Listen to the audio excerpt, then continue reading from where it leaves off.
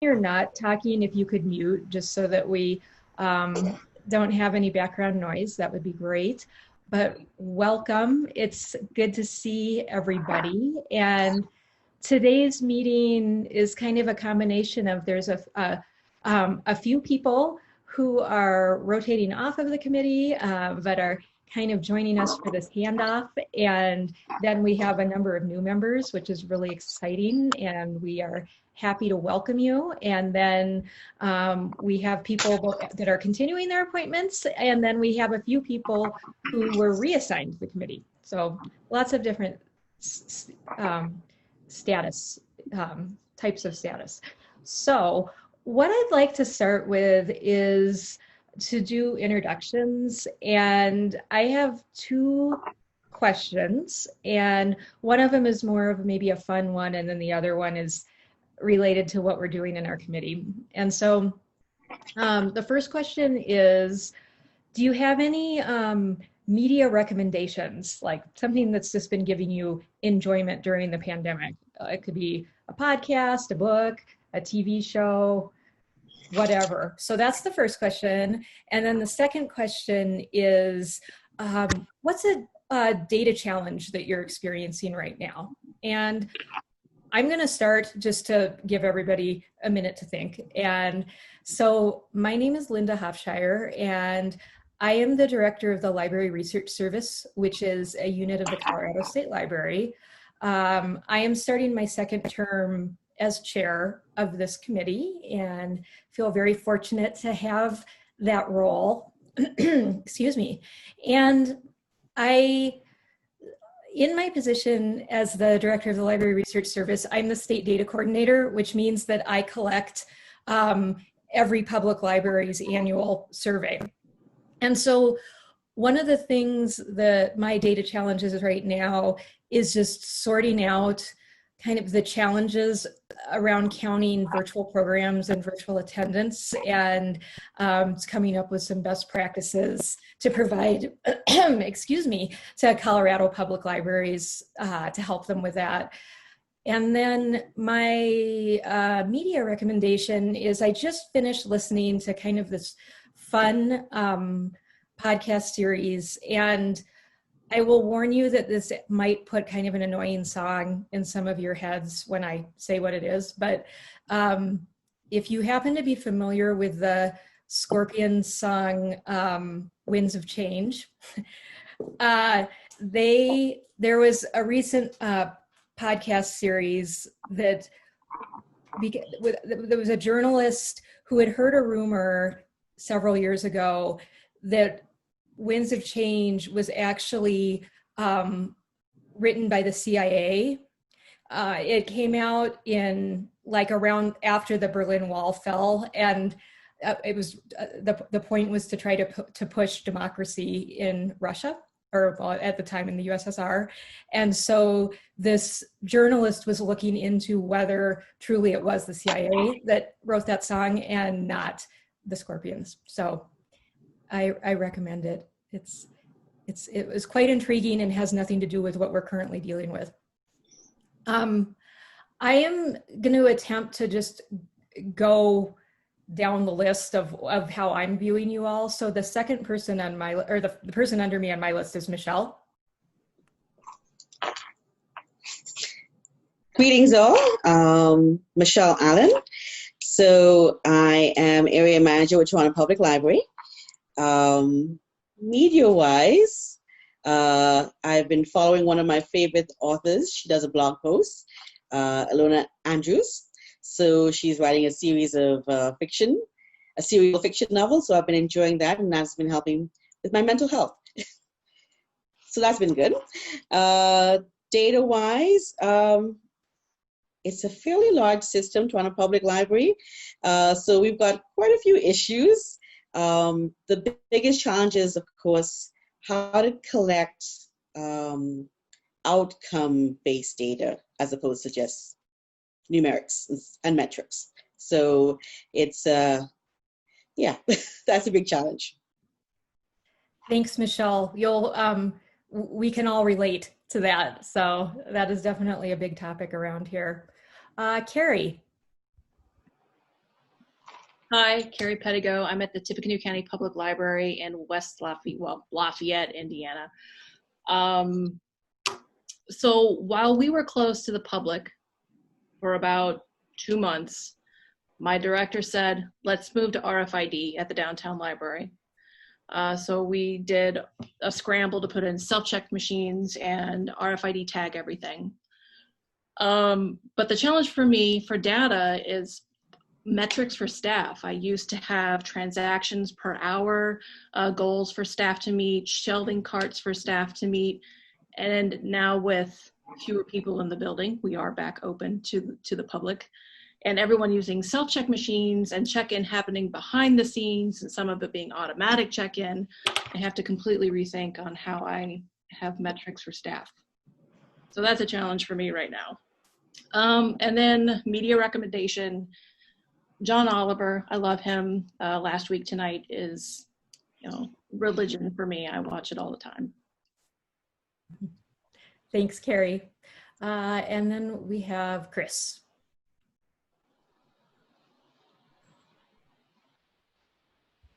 And Chris, I think you're there. Yes. Yes. I have 3 different mute buttons, so it takes me a while. Can everyone hear me okay? Yes. Okay. What am I supposed to do? Introduce myself? Sorry. Yeah, no, introduce, and then if you have a fun media recommendation and a data challenge you're currently experiencing. Okay, sorry. Not enough coffee. It's still early, theoretically, here on the West Coast. I'm Chris Joyces. I'm a senior research scientist at the Technology and Social Change Group. It's a research center at the Information School at the University of Washington. My media recommendation I'll put into the chat. It's a book called The Broken Heart of America by Walter Johnson. Data challenge, a colleague, Bree Norlander at Tasha, and I have been working with the ALA Washington office and the ALA E-rate task force to try and figure out E-rate data. And there are multiple challenges in E-rate data. But it's very interesting, and we're starting to get a grasp on how to work with the data and hope to produce we already have produced, I think, some useful things for the E-rate task force, but we're going to keep doing that. Great, thanks, Chris. Dan. Hey, everybody, and sorry about the mask. I work at a shared office space, so I'm more sorry than you are probably about having to wear the mask all day. Let me see, media recommendation. I turned to a recent favorite. A poet named Ross Gay wrote a book called The Book of Delights a few years ago. He's a wonderful poet and seems like a fun guy. He's a professor at Indiana University, and the book was like a project where he wrote a short essay. It was supposed to be every day, but then he wrote an essay about how giving up on something like that is a delight. But he wrote essays about things that delight him. But it's not like sweet. He writes about racism and people dying and all kinds of horrible things. But in this way that he's very attuned to the present, and I found it really useful. He definitely advised you to sit in your garden and things like that. So, highly recommend Book of Delights by Ross Gay. Today's data problem. So I'm Carnegie Library Pittsburgh's like a medium size library system. So we have we just had a meeting today with our data advisory group, and we're trying to take this pandemic opportunity as a time to sort of pull together some of our KPIs and tighten up what we're doing. And so giving up, being selective and giving up metrics and getting other people to do the same thing is the data challenge I have today. And Dan, I think, could you say what your position is there? Adult Programming Coordinator. So I work in our Office of Programs and Partnerships. Thanks. All right. David.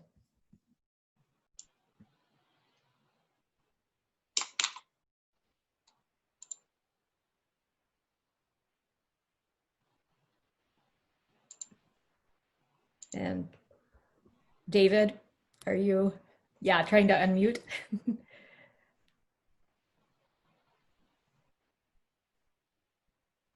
Sorry. Oh, no. like I said, new screens. David Cooksey from San Antonio, and media definitely Schitt's Creek. We found it. We watched all of it. Now we're sad because we finished it, but it's amazing. It's funny. Data, I'm through two. One is the one you said, virtual attendance, virtual programming. We're having if you're doing live virtual programming, it counts as attendance, and we're tracking all that. But then if you're posting something, that's totally different and tracked totally separately, and views are different. And that's really annoying people that I'm making them do that. But a second one is our conversion rate of the people that were physical users to digital, and making sure we don't kind of overstate how successful we're being, because there's a lot of people we're leaving behind. Thanks, David. I'm also angering a lot of public libraries in my state by having them separate out those programming counts. Okay, next up we have Elizabeth.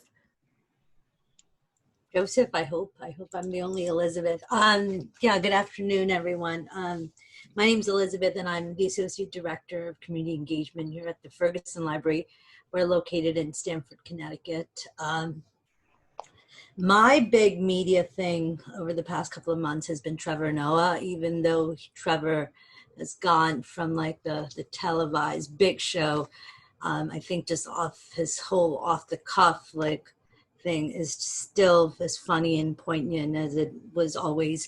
And in terms of data, I think the virtual programming and counting those numbers is a sticking point, and still trying to figure that out for us. So programming. Thanks, Elizabeth. Emily. Hi, I'm Emily Plowman. I'm one of two PLA staff that will be working with you on the committee. Thanks everyone for joining. I'm the manager of impact and advocacy here at the Public Library Association, and have been was staffed to the Performance Measurement Task Force before it became the committee. So I'm just excited to work with you all. I am rewatching Arrested Development, the original series, and I'm watching it very intentionally, very meticulously, because I know they have jokes that run across multiple episodes that are can be very subtle, and so I'm trying to rewatch it with a very close eye. So it's taking longer because I have to pause and look, and then rewind and pause and look. It's fun. I used to think about it being a TV show that mocked the Bushes, but there is a fair amount of parallels with the current presidential administration. So it's also interesting to rewatch it in current times. My data challenge, I have a lot, but one of them that we're going to actually be talking about today is tied to some peer group data that we finally have finished up from the American Institutes of Research, and trying to figure out how we can operationalize that in a way that is useful and helpful to libraries in normal times, and then thinking about what it means in COVID times. So I'll be asking you all for help with my data problem later today. Thanks, Emily. Jenny.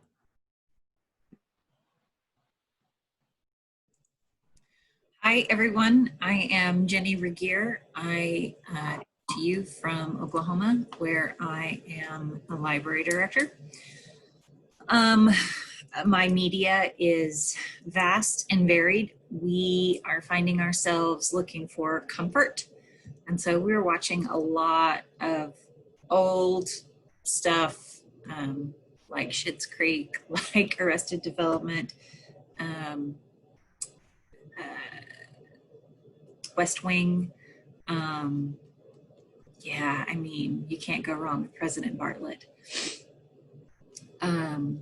Last night we watched probably 10 episodes of How I Met Your Mother, just because it's, it's comforting. And that's what I'm finding that I really need some of. My data challenge right now, I'm in the middle of our state report. And so there's a lot of COVID questions on it, and I was not prepared for that. And so, separating out the information from live watches versus archived watches, I was not prepared for that. And our data counter went down as far as like the people that come into our building. And so trying to figure out how many people are actually in my building right now, that's really rough. But yeah, just, it's little things. It's the little minute things that I'm not prepared for on a regular basis that COVID has really, really irritated me. So that's my data issue. Thanks, Jenny. Yes, there's all these shifts, both big and small, that are turning everything on its head. Let's see, Karen. Hi, Linda and everyone. I'm Karen Meller. I am the Chief of Library Services for the state of Rhode Island, essentially the state librarian for Rhode Island. I run the state library agency, and I'm here as a representative from the chief offices of state library agencies.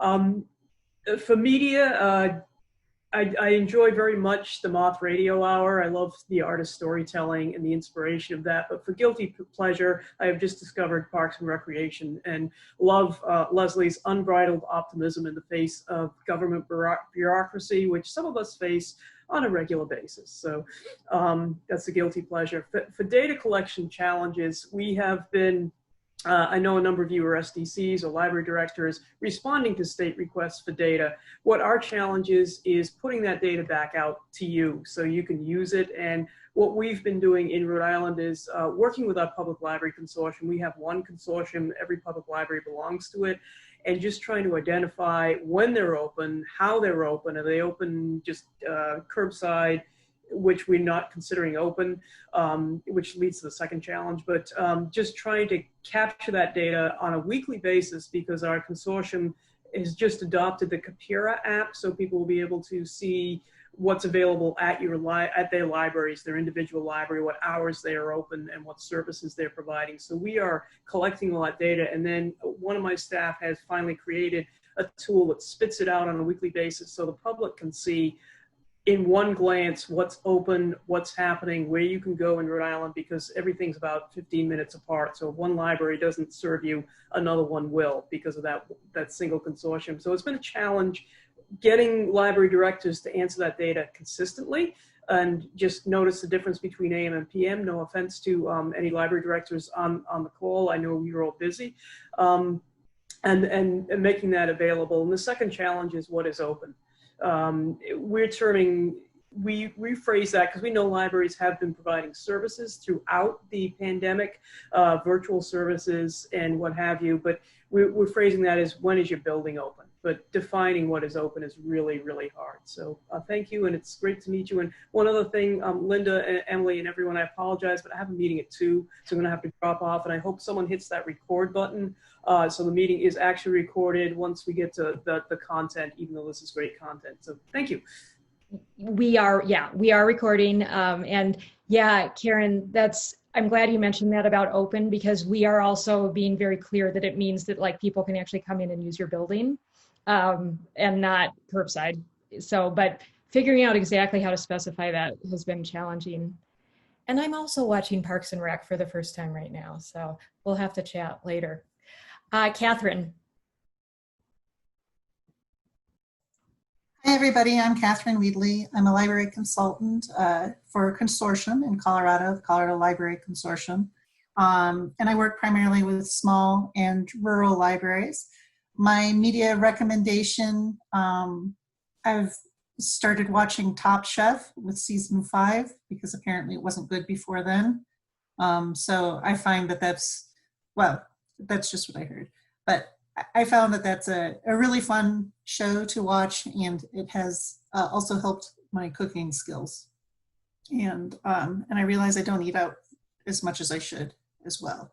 Another one is American Vandal, but don't judge me by that. It takes a little while to get used to, but it's a fun high school documentary. It's a faux documentary about a prank that somebody pulled. So don't judge me, but that's a really fun one. And my biggest data challenge, and I'm sure that Linda would agree with me possibly, is getting small and rural libraries to truly engage with data in a seminal way. And Linda, one of the things that I found recently is that they always agree with me, but then they just do whatever they want. So I feel like they're just trying to kind of agree and get rid of me. So how do I show them that it's, you know, actually seminal, not only for themselves, but for their stakeholders as well? So that's my ongoing and continuous data challenge. That is the $1 million challenge for sure. Yes. Thanks, Catherine. Katina. So many K's in front of me. I'm so excited for my K buddies in the group.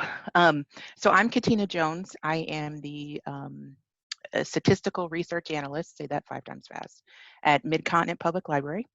Mid-Continent because we are in the middle of the continent, right? I'm in the Kansas City, Missouri suburbs. And gosh, my job has been ridiculous since, you know, the pandemic hit. We closed March 16th. So trying to just keep up with communication to our customers. We're a Orange Boy client, and so sending out emails to when we're opening and when we're closing and when a branch has to close because there's a positive COVID case and, you know, all those sorts of things. And, you know, I just want to crunch numbers, man. That's all I want to do. So yeah, I think my biggest data challenge, and I also used to be the state data coordinator here in Missouri. That was my first library job. I'm the total weirdo in this group, right? So trying, and there's been the state data coordinator that replaced me 7 years ago this month has also been replaced. And so trying to train the new state data coordinator that he needs to tell me all the stuff and not the library director, it's kind of crazy. So I feel like I'm behind the 8 ball on understanding what I was supposed to be collecting over the past 4 months for this year's PLS submission.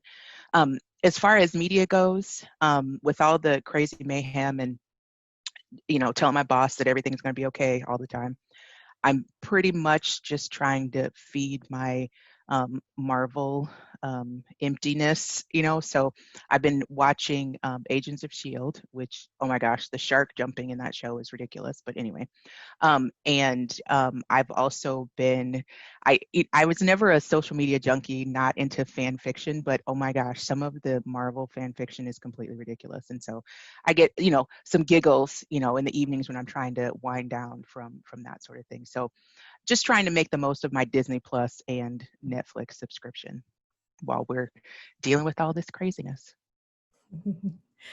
Thanks, Katina.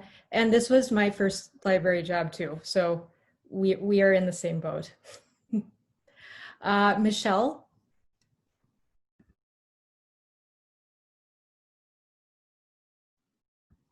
Sorry, me again? Apologies. People have been jumping around a little bit. And so if I call on you twice, you don't actually have to go again. Nellie, let's try Nellie. Hey everybody, my name's Nellie Barrett and I am a program officer here at PLA. So I'm really excited to work with all of you. Thank you for volunteering to be on MEAC. I think it's going to be an exciting year. This is my second year supporting Emily and the committee's work. So I work on Project Outcome. I do a lot of supporting our users and more of the back end website, working with our web developers to make sure the website's working well. And then I also do a lot of professional development with our programs team, so working on webinars and our PLA conference. So if you ever have non-data related questions about ways to get more involved in PLA, presenting a webinar, things like that, please reach out to me and I'd be happy to talk to you about how you can get more involved. as far as data problems, I would say for me, they line up a lot with what you're all experiencing, just trying to support libraries and, help you in overcoming some of the challenges you're facing. So it's really, I'm glad to be here to be able to hear about what you're experiencing because it helps inform the work that we're doing at PLA.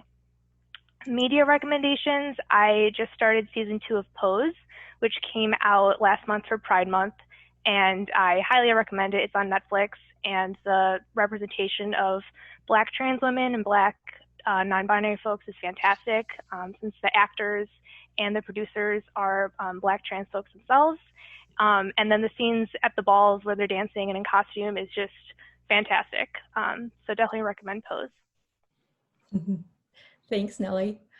Rebecca. Hi, I'm Rebecca Jones, and I'm with a little firm called Dysart & Jones, and I'm delighted. I did not know that Michelle Allen was coming on the committee. I am rolling off the committee. I don't know who else here is rolling with me, but I'm delighted that Michelle's on. My God, now you got TPL. She says fairly large, fairly large. It's the largest in the world. Oh my God. And they have a great department that, does their measures. And so that'll be fantastic to have her here. Way to go, Michelle. And so in terms of media, I want to mention something that you guys have not yet because, all those other things. I found Stuff You Should Know, a podcast. So I've started listening to podcasts when I walk the dog because everybody's out walking. So if I have not that I don't want to say hello, I always say hello. I wave to the bus drivers. Thank you very much for driving the bus, blah, blah, blah. But anyway, Stuff You Should Know, which I think should be called Shit You Should Know. But anyway, and also the other guilty pleasure around here is Pluto Living. So if you don't know about Pluto Living, it's a little dog in Montreal, Canada, that the owner puts the voice to. The owner is actually a wildlife photographer who can't go do any photography right now. And it is hilarious. It's not just hilarious. Sometimes it actually makes you cry too, but it's so heartwarming and it's so bloody cute. And everybody, like Canadians, just flocked to this little dog. Anyway. So my data challenge, believe it or not, yes, I have a data challenge, which is I really want to do some follow-up research with the libraries that are using logic model or really outcomes, because that's what the logic model is about, right? And so I started with a librarian that had been let go, and he did the, and I want to give work, right? Because who knows, like there's lots of, anyway, he did the literature search for at Linda, but we're now need to move into actually getting a survey out and how are people really using, are they doing it? So in other words, all the training that Ripple's done and PLA's done, are they using the data to make decisions? That's the only reason you collect it, is to make decisions. And so I've just found a PhD library student that I believe is going to help me do this, Linda, and then I'll be back to you. That's really exciting, Rebecca. Thanks for that update. Okay, let's see. I'm just getting caught up with my list. Renee. Hi, everyone. My name is Renee DiPilato, and I am new to the committee. I'm really excited to be a part of this group, so thank you so much. I am the director in Sarasota County, Florida, and I'm relatively new to my position here. I was just getting settled when COVID happened, so it's been a difficult few months, but really rewarding at the same time. Like many of you, one of our biggest challenges is around virtual programming and that data collection piece and the recorded events versus live and how we're going to count attendance at recorded events over time. But then just a really basic one I'm having here is, as I said, I'm new and there is data everywhere. And so trying to get things pulled together into a dashboard so that it's more accessible and transparent. And then in terms of media recommendations, I have two for you. One is my very favorite show. I'm a big fan of British television, and it's called The Detectorists. And it's just a really sweet comedy. Highly recommend it. And then another one is called Red Oaks, which is really reminiscent of kind of these 1980s coming of age movies that those of us who grew up during that time might remember. And it's again, just really fun. So. Thanks, Renee.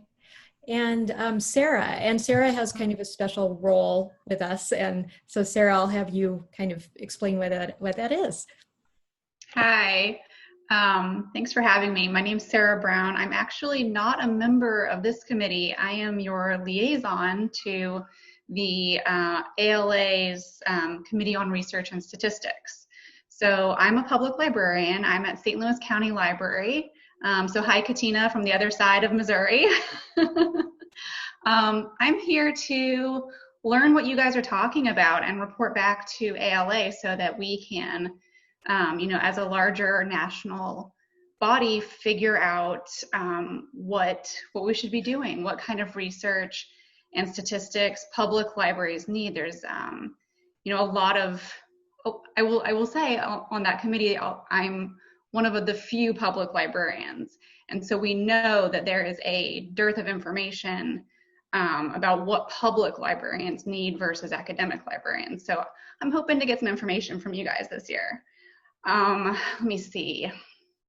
I would say, so I'm at St. Louis County Library, and my role, I'm the manager of acquisitions, collection development, and interlibrary loan.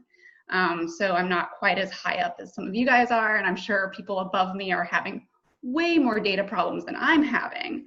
But the data problem that I am having currently is trying to, I think somebody else mentioned this, figure out with these reduced, we've moved so much money to digital right now. For my staff, they're in the building working on physical items that we're purchasing, and for my staff that are choosing to purchase those items, what kind of metrics is normal now? How do I show my supervisors that my staff are doing the work I'm asking them to do? I'm just asking them to do this much less. So that's a challenge, but we'll get through it. And in terms of media recommendations, I love to travel, and that has been totally thrown out the window this year. So I actually checked out from my library the National Geographic Atlas of National Parks, and it's a huge tome. It's really big, lots of pretty colors. So I am planning my trips for subsequent years to national parks. I love that, Sarah. And thanks so much. I'm glad that you're able to join us. All right, Suzanne.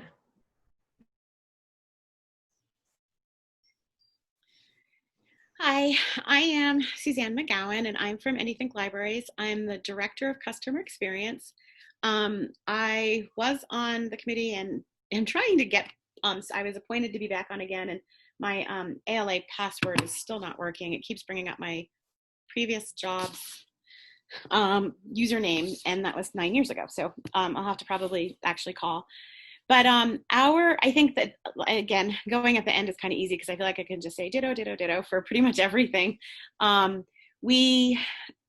start with the fun stuff. We did watch Hamilton, which we didn't get to, and I was kind of bummed that I never tried harder to get tickets. So when Broadway comes back, both on Broadway and around the world, we'll probably start, that will be one of our first tries.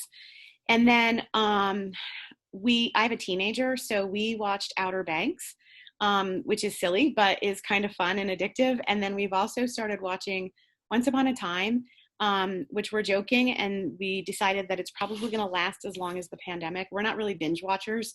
So we are hoping that by the time we make it to the end of this very long seven season, 22 episode show, that somehow the pandemic will miraculously be gone.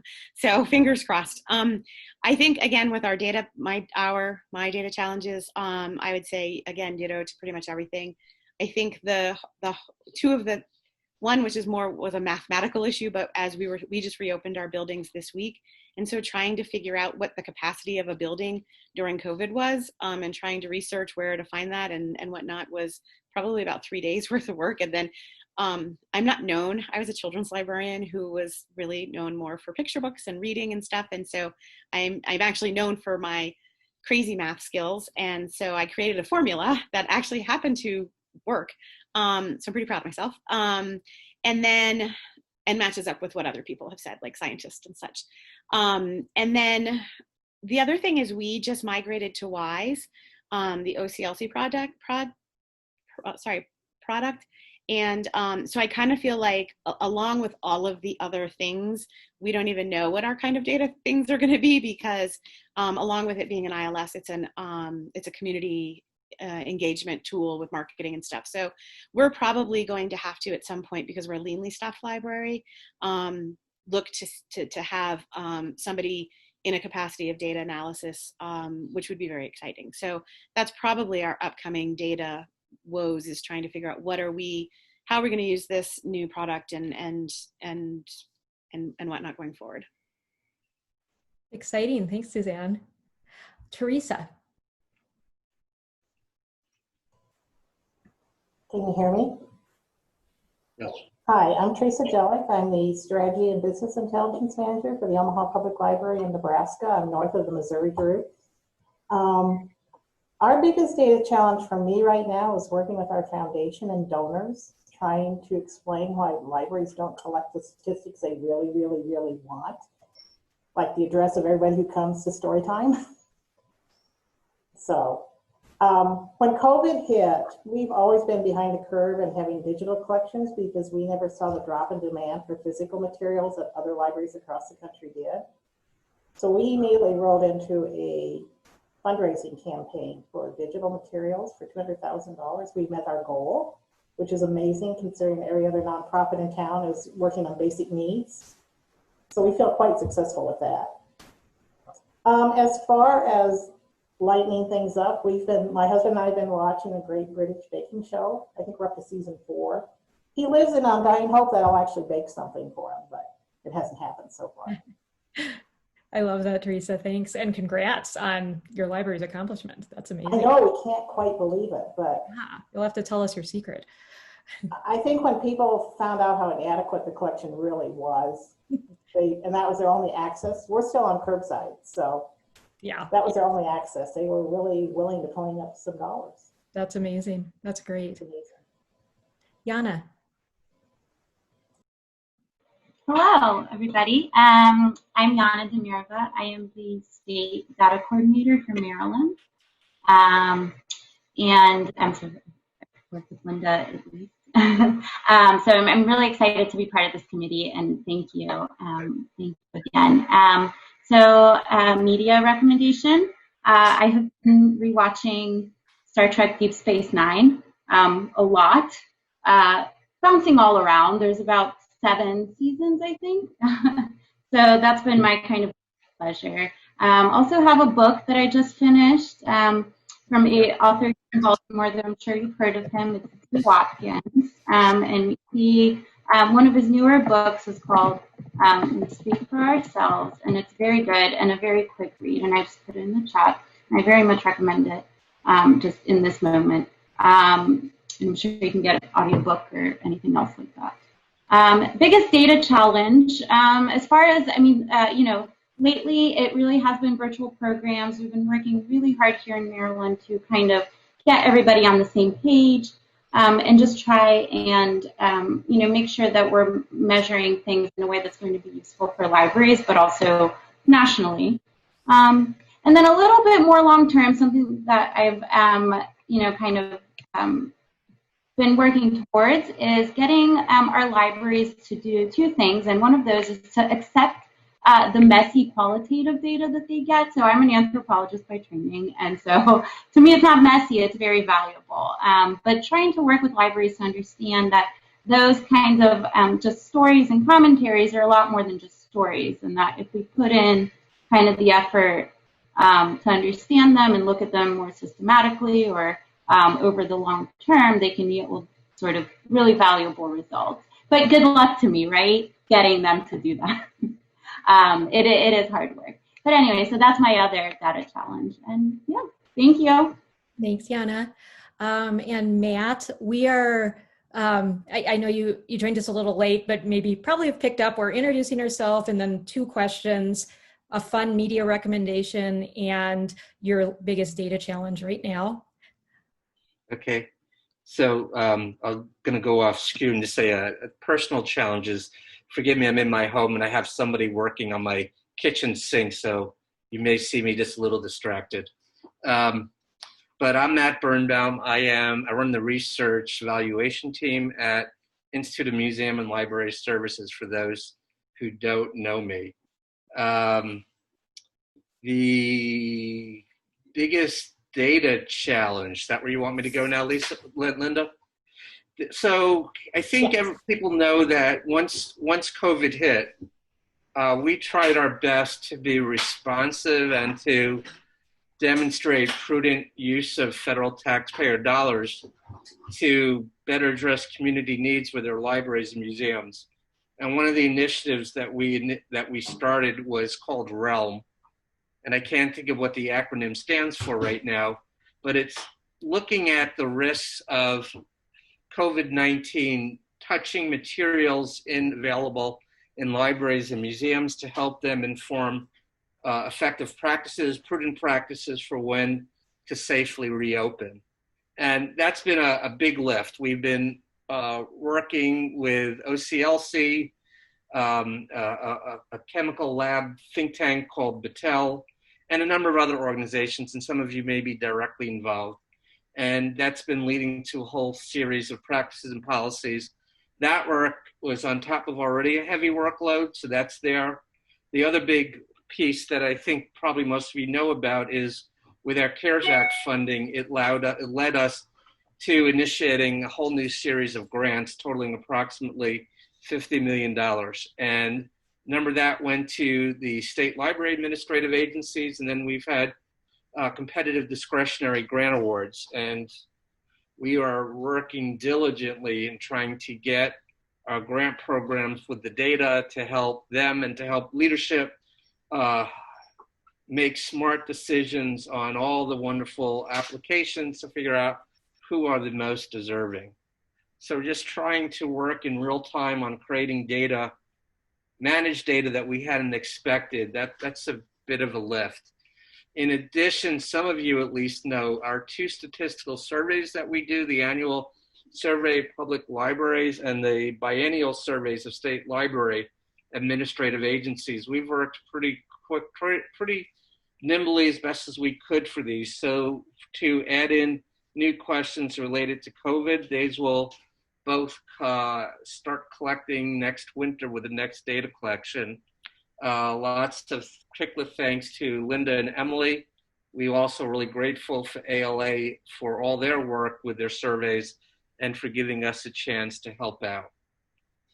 Media challenges, is that the other one I'm supposed to get to?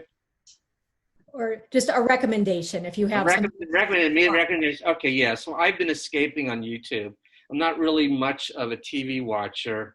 I do, those who if any movie snobs, I am a little bit addicted to the Criterion channel, but I'll just note that I'm also can be addicted to escaping on YouTube. And my 2 recommendations right now are this brass band called Lucky Chops. They are from New York City, young cats, and they just kind of remind me of when I was that age. Never that I had that talent, but I just love the energy. And real escapism on YouTube, I've been watching these videos of a bird called the cockatiel, and that bird is just crazy. I don't know why anyone would have them as a pet, but it's kind of amusing. Nice, thank you. Did I miss anybody? All right. Well, thank you, everybody, and welcome to those who are new to the committee. I know we spent a good amount of time on that, but I personally think that one of the strengths of this committee has been that it is a pretty connected group. And so and that just helps us to be more productive and to enjoy to enjoy the process along the way. And obviously, when we are meeting each other virtually, it's a little bit more of a challenge to develop those connections, but I think it's important to spend time on that. So thank you everybody for sharing.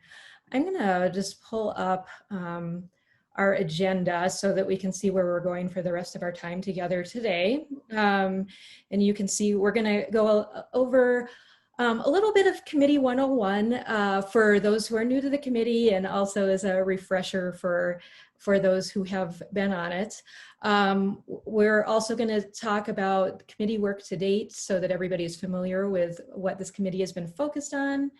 We'll then get into some work that is in progress right now and some opportunities to get involved in that work, and then wrap up. And I will encourage you as we move through the rest of today's agenda, please jump in with questions or comments at any time.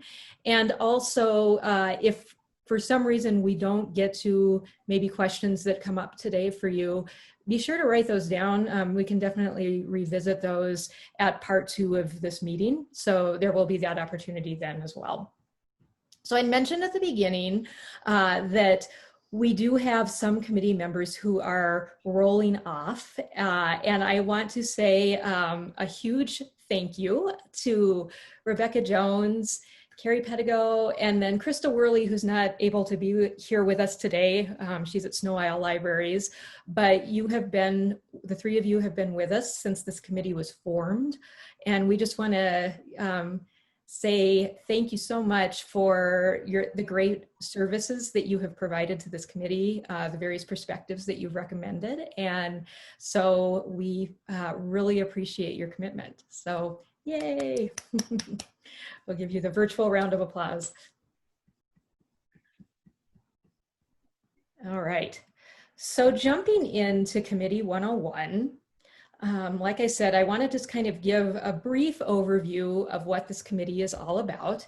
Our goal is to really be on the same page kind of as we do our work together and have a mutual understanding of what our purpose is. And so just to give you a feel for what the origins of this committee were, basically they combined 2 previous groups that existed within PLA. And so one was the project outcome, or I think officially maybe, Emily, was it called the Performance Measurement Task Force? Officially, but project outcome was the default. And the other group that had existed in the past was the PLDS, Public Library Data Service Committee, which is an annual survey. I'm going to talk a little bit more about both of those projects in a minute, but basically those had been the 2 previous committees that did work around these topics of data and evaluation. And so ultimately it was decided it was time to bring, you know, all of those efforts around this topic together within one committee. And so we, the MEAC started up in about January of 2018. So if you can see what is on the screen, this is the charge. And actually, let me just get a feel for, are people able to read? It's too small. Okay, let me see if we can make this a little bit bigger. It's also showing up as, it's not showing up as the presentation screen, it's showing up as the... Yeah, if that would be helpful, I can put it up as the presentation screen. It looks like if you're zooming in, it helps. Okay. Yeah, that works. Yeah. Okay. What I will ask everybody to do is just take a quick minute and scan over what you're seeing on screen, which this is the committee charge. And then we'll see if folks have questions.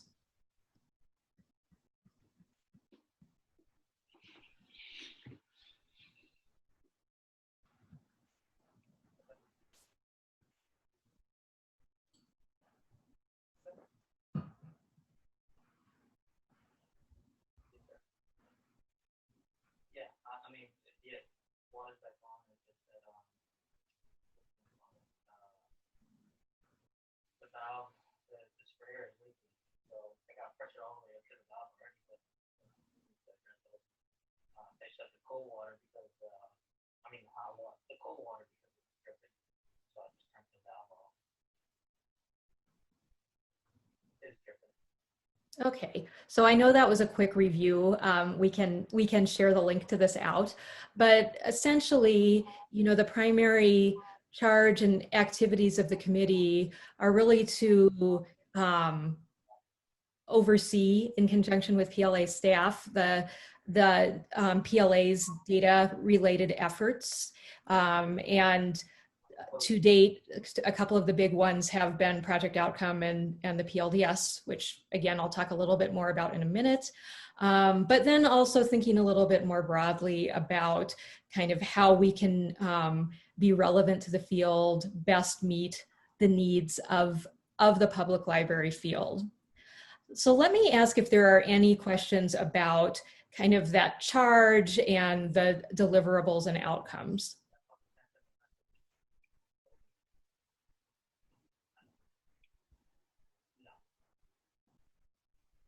And as you're thinking about that, I will mention that you see the piece at the bottom about expected time commitment. And I think it's pretty unpredictable at this point as to when we may be in person again.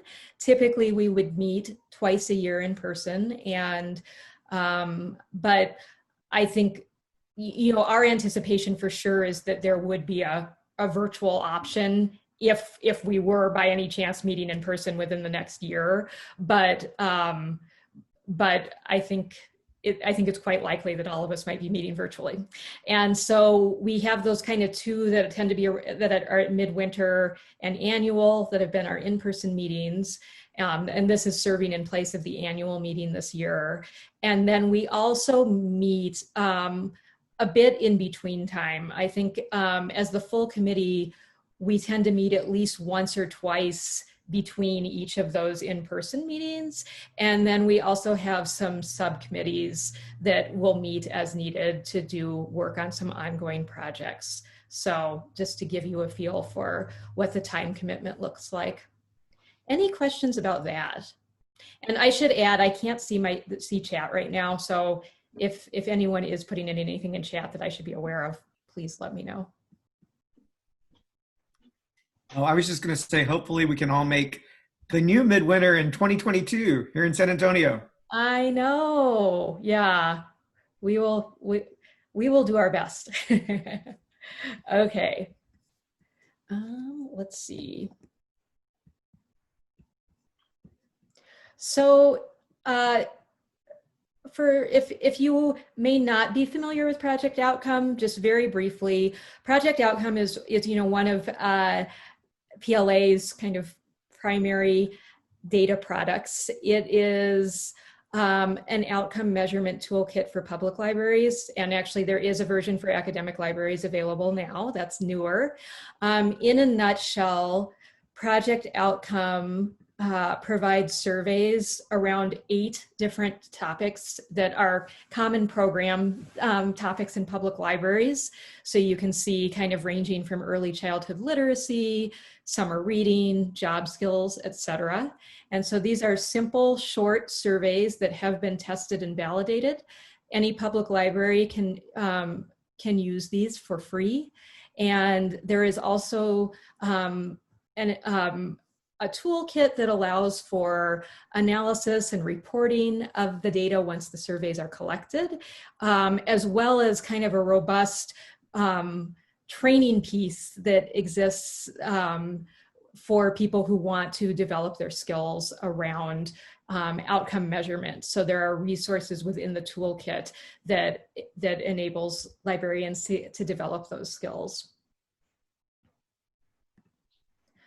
And then there is the PLDS, the Public Library Data Service, which you may have experience in the past of taking that survey. It is similar to the IMLS Public Libraries Survey or the state report, depending on what in your state, you may know that as a different name, but the PLDS had a lot of similar questions about things like collection, budget, staffing, etc.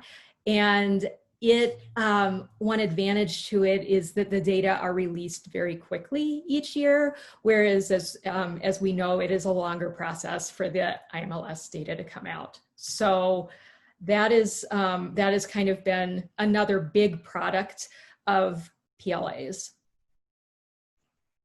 and that this committee oversees. So in terms of this committee's major work to date, and so this is starting from January 2018, a lot of our work has centered around project outcome.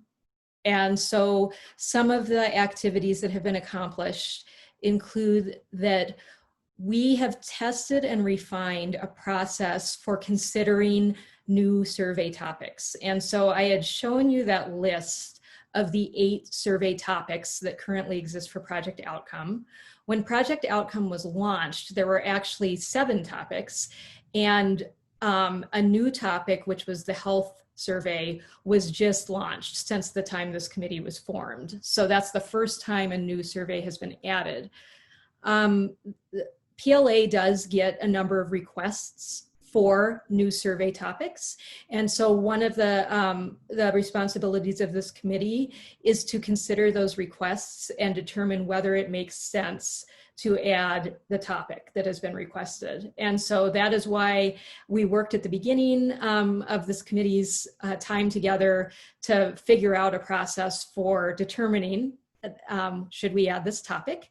As part of that, we'd had a number of requests for a revision to some wording in the digital learning survey, but ultimately decided not to do that. But we've been working on that process, and I think for sure within this year or this coming year on the committee, we will be considering some additional new topics. Another area of work within Project Outcome, recently PLA conducted a survey of current Project Outcome users. And so we have been, there's a subcommittee that has been working with those results to create some case studies of Project Outcome users. And Emily's going to talk a little bit more about that in a minute. Another big area of work for this committee since we began our time together was thinking about the future of the PLDS. And so again, that's that annual survey of public libraries that PLA administers. And this became a big topic because over time, both response to this survey as well as use of this survey has gone down to pretty low numbers. And so we went through a big process over the past year plus to really think about how could we re-envision the PLDS. And so what we ultimately decided to do is sunset the PLDS as it currently exists. So the most recent year of data collection for it, which was last year, 2019, that is the last year. I had mentioned on this slide, there was a special section actually on the survey that year about facilities. So there was some up-to-date data collected about facilities. But we decided that based on like kind of the low usage of that survey, the low response rate to that survey, and then based on a number of discussions that we had with the field. And so those included both some in-person and virtual town halls, as well as some reaching out online to current users, that it was time to create a product that was more relevant to the needs of the field. And so that is an ongoing process, and you'll hear a little bit more about the direction that's moving in kind of later in this meeting, as well as in part 2 of our meeting. But this has been a big task for us over the past year, is really to think critically about where do we go next with some type of data collection for public libraries. So that's the PLDS. And then a few just other things. We've been working on creating a technology survey and creating some library typologies, which are basically library peer comparison groups. Emily will talk a little bit more about that in a bit. And then also developing a resource to raise awareness for the field about the various public library data tools and products that are out there. Because I think one of the things that we found in those town halls and other mechanisms that we use to get feedback from the field about the PLDS is that there tended to be a lack of awareness about what currently exists. So that has been a focus of work as well. Any questions about everything that I just covered?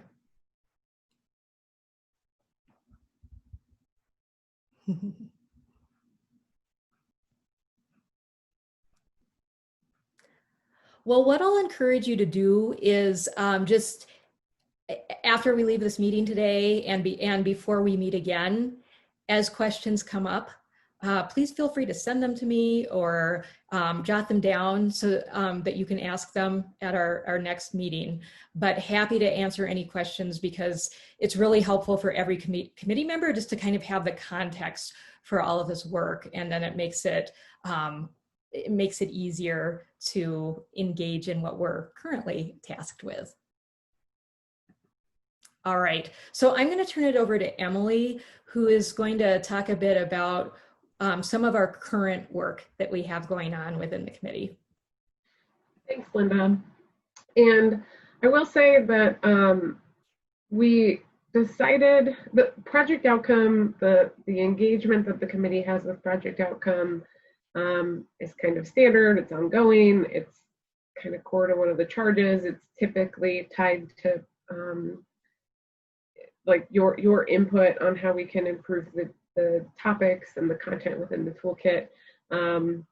And we pushed that to the second meeting because we have ongoing work and ongoing discussions that we'll be bringing you up to speed on, and then some review of new content that we're going to want to revisit in meeting two. So we aren't going to spend a lot of time on the core mission or project outcome, and we're not going to spend a lot of time talking right now about the decisions around the PLDS because that's also a little bit longer of a conversation. So we wanted to hold those to meeting two, which is why we wanted to focus on the subcommittee work of other activities because they're a little bit shorter. We really want this to be an opportunity for outgoing members or members that have sat on these subcommittees to talk about their experience working on these subcommittees, and then invite anyone who's interested in these particular topics to join the subcommittee so we can start figuring out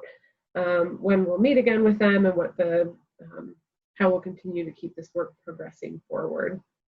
They did all of these topics came out of the legwork we did to try and determine the future of the PLDS, and they all reflect information we heard from the field about what the field needed in other data realms or other types of data or other information they needed about work that was happening with their peers. And so the committee reviewed those discussions as part of making the PLDS decision, but also determined a couple of key activities that we could be working on that were some of them are pretty low barrier, some of them are not, or low bar, some of them are a little bit longer running or have a little bit more heavy lift. But these are all really intended to get at some immediate needs that we know that the field has. So the first topic is around this idea of raising awareness of existing products that are out there in the field currently. We know and we saw in the data that there was still amount of persistence of libraries being unaware of tools that they could use or resources that were available to them. A lot of them which were free or maybe a limited understanding of how they could use some of these resources.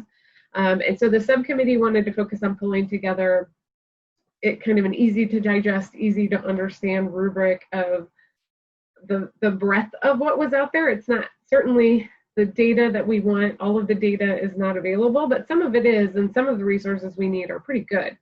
And so just trying to elevate those resources has been one activity that a subcommittee took on. And I think on that committee it was Suzanne and was it Krista?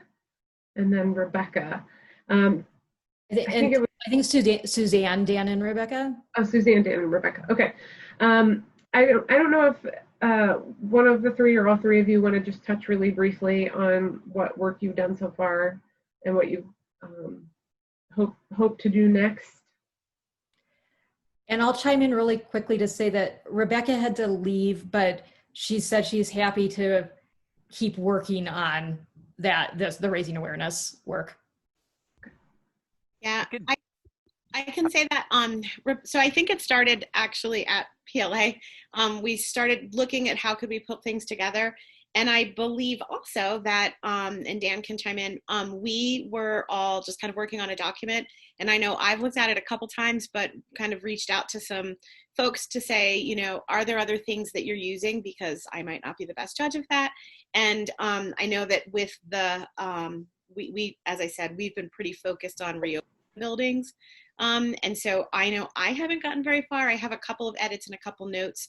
So I can, and I think actually Rebecca and Dan have done the majority of the work on this. I'll drop a link in the chat to it. It was really a pretty simple idea that I can say is a really good idea because I didn't come up with it. So I think Rebecca and Suzanne did. But you know, basically jumping off of Emily, you had shared a page that you or one of your colleagues at PLA had whipped up to kind of consolidate some of the links out to really useful resources, both from within the profession and in related fields or things that relate.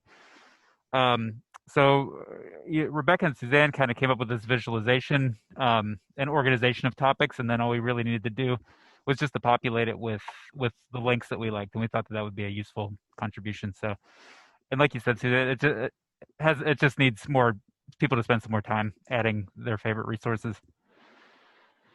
And the idea being that this will be something that we can put up on the PLA website pretty easy, make it publicly available. The committee had talked about potentially doing some e-learning around it. And I should say that for all of these topics that we're bringing to light, or topics that we're talking about today, the committee can decide how they want to promote it out to the field, what they want to develop and how they want to promote it out to the field. So we have the magazine, we have the blog, we have social media, we have webinars. So there's a lot of different avenues that we can get this information out.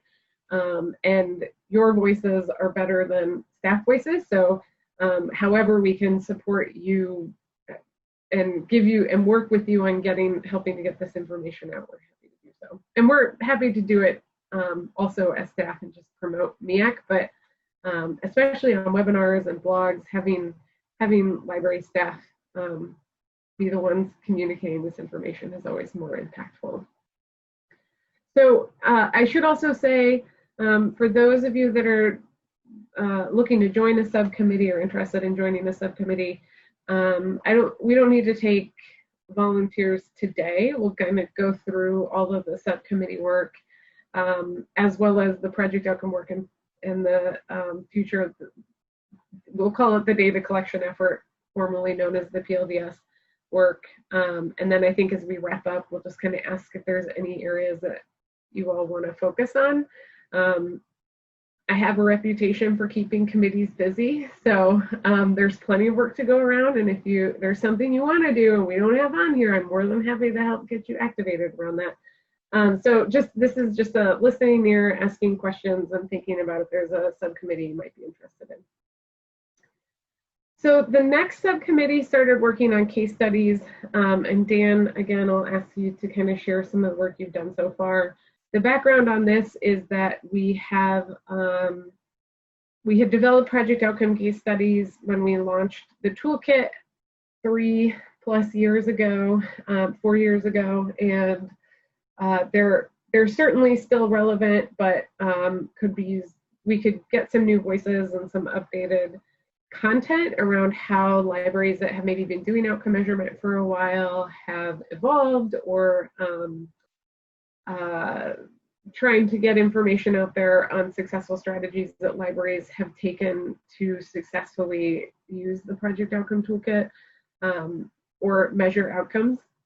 The toolkit is really intended to facilitate outcome-based measurement in libraries at a very low barrier point of access. And what we've learned is that the case studies are really the best way that libraries can envision themselves successfully doing outcome measurement. So we did a user experience study, and Nellie helped. Nellie was staff lead on that. So Nellie, of course, if you have any other thoughts you want to share here, feel free. But we did a user experience study and then a survey a couple months ago, and then from that have started to develop these case studies. And Dan got his first one up and drafted and ready for review that we saw earlier today, maybe earlier this week. And the idea is that we're going to continue to develop a few and put those up on the Project Outcome Toolkit, as well as promote them out publicly for folks to see. Updated information about outcome measurement. So Dan, Nellie, anything you want to add? Nothing for me. Yeah, the data was interesting. I think that we had a few ideas about topics that would be interesting. Krista had reached out to see if we could find a small rural library that we could do a case study about. And I had a chance to talk to Denise Davis at Allen County about how they have utilized Project Outcome as part of a more systematic effort. Yeah, I agree, Linda. We should keep trying that one. And one of the other things that just sticks out in the data is a lot of people are saying that they really want to be able to customize the questions for Project Outcome, which is sort of defeats the purpose. So like thinking about how we could kind of find a case study to make that case about why the questions are the way they are, or something like that, I think would be useful. But there's plenty more that could be written too. Yeah, and I think some of that feedback, both Dan and Nellie, will be helpful when we talk about Project Outcome work for the committee too. So I'm just giving you the heads up to be prepped to share feedback and thoughts on the survey too in August. Does anyone have questions on the raising awareness or case studies so far? Those are kind of the more marketing, promotion, communication based. Okay. I'll keep going, but certainly interrupt me if we have questions. The next two are a little bit more heavy lifting. The text survey is not as much work as the typology survey. So the text survey was the first, one of the things that we also identified when we looked at our background research on what libraries need for data was that there was demand for topical data that felt more current and was more targeted around specific library activities. So there's interest in having budget-related data for libraries trying to make operational decisions, and then there's also interest in libraries wanting to have these topic-based data sets. And some of that came about because there's tension around the regular annual surveys not having up-to-date questions, and is there a way we can get better more current survey questions if we take a more topical approach?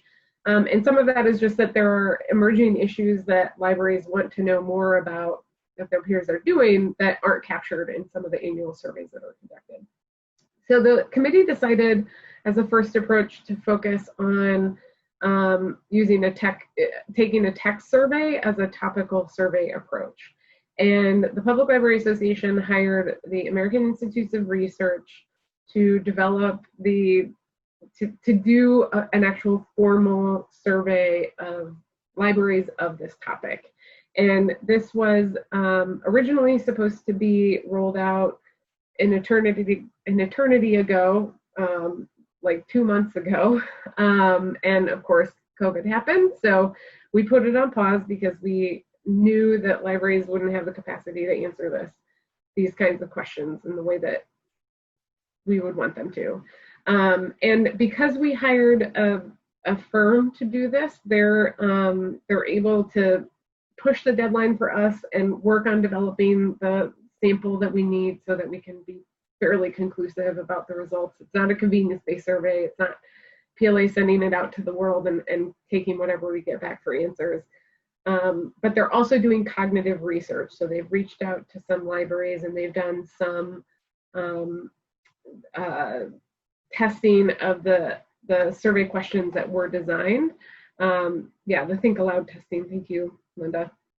And I'm going to just share what the survey looks like really briefly. We're not going to, the subcommittee right now, the role of the subcommittee is going to be to help get this finalized and then support, you know, the needs that we have as we're trying to get this out in the field, recognizing that the primary role that the committee is going to play on this is really advisement, since we have someone running the function of it. So they're going to really be targeting the work that the committee is doing is not actually going to be sending emails out to people to ask them to complete the survey. It's going to be, it's right now, it's looking at the questions and making sure that they still are relevant and they still kind of meet a community need. Yeah, David, we had you on that list. So one of the challenges with this, of course, is asking the question if these are still the right, if this is still the right survey for technology in public libraries given the COVID crisis. Do we need to add technology-related questions specifically to the crisis?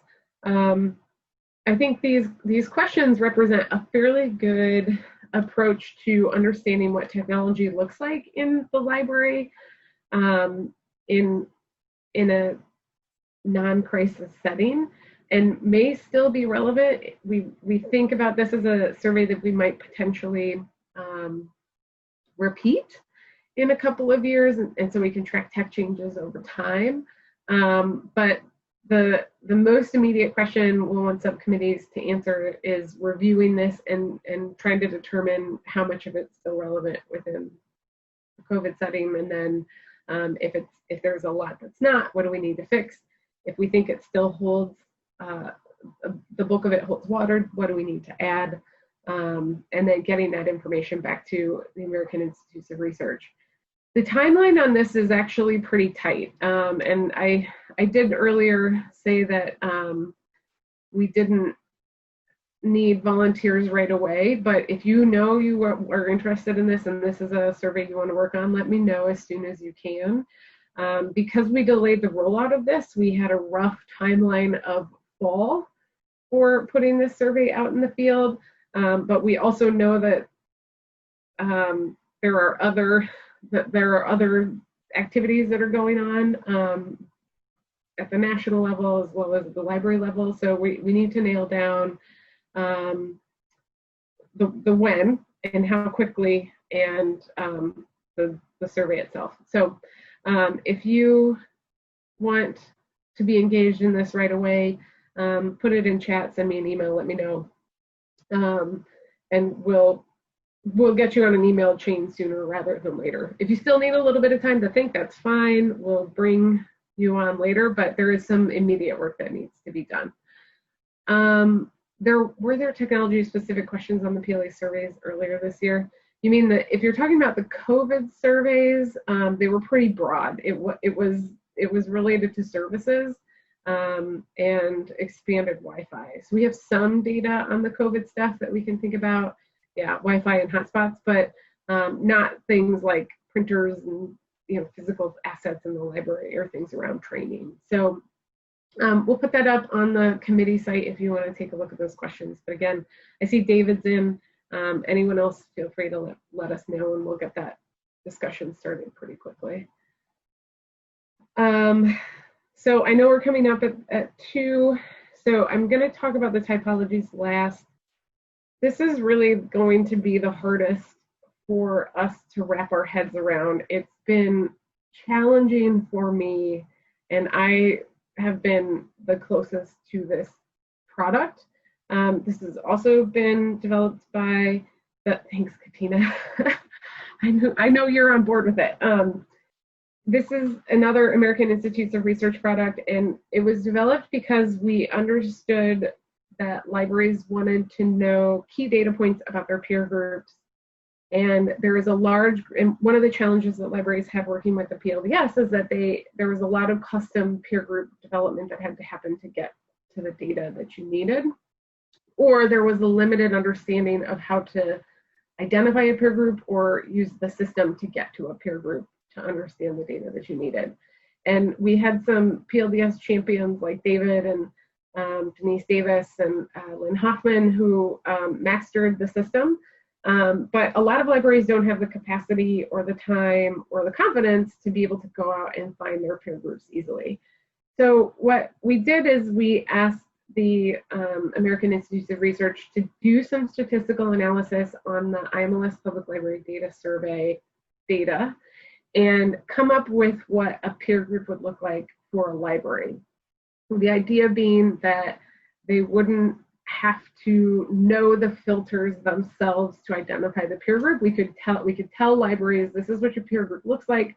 These are some of the ranges of the ranges of a budget category you're interested in, the ranges of a staffing category that you're interested in. And libraries could just see that data very quickly and very easily, and not have to have a deep knowledge of the data itself to be able to get some good takeaways for decision making. That work, we got peer groups back. There were 63 of them. So we now have to figure out how we communicate to libraries that they're within one of 63 peer groups. Those ranges can be pretty big. You know, I think the committees, the committee subcommittee on this can really help with this, figuring out how we just give this information to libraries that will help with some baseline decision making and trust that these are statistically valid peer groups. And then thinking about what it will look like if we have, so we can take other data sets and pair these to the peer groups.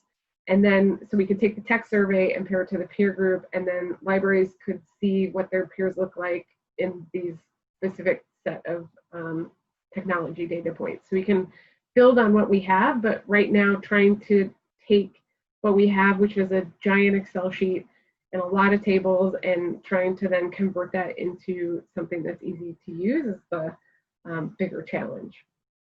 I'm not going to have time to go over that today, but if you're interested in helping with developing library peer groups and working with Excel data that we have, it's done.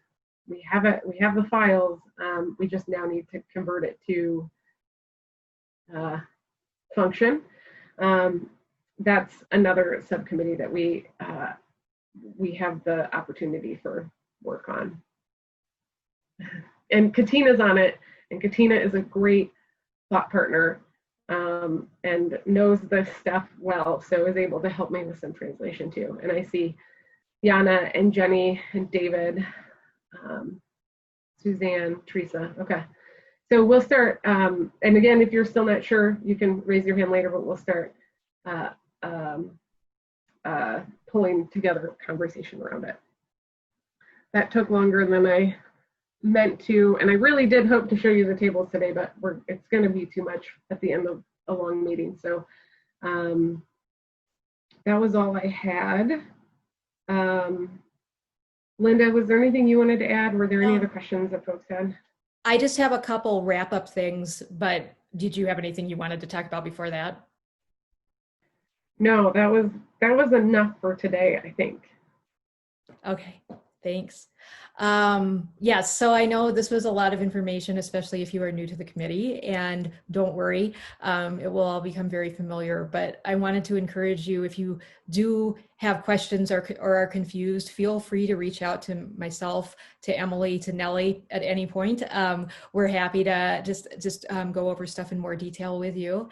And like I said, think about any questions that you might want to ask at the second half of our meeting, because that would be a good time to spend a little time answering some things then. I wanted to mention really quickly that a couple topics around like your state reports had come up early on, like one regarding reporting hours and two on reporting virtual programs. So I'll share some stuff on Connect about like the conversations that all of the state data coordinators have been having around that, just in case that is helpful. So since we didn't have time to touch on that today, but I will post that to Connect, as well as we'll post a bunch of other resources that were discussed during this meeting, just to help fill everybody in a little bit more on all of those details.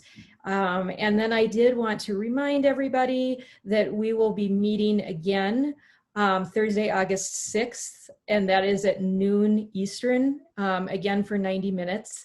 And so we will have a chance to talk a bit more in detail about project outcome, a new data collection tool that is under development that's kind of going to be the PLDS 2.0, the COVID survey that has been mentioned a little bit in chat, and more. So lots of exciting things to talk about, but I will get you out of here on time. But like I said, please be in touch if you have any questions or concerns before our next meeting.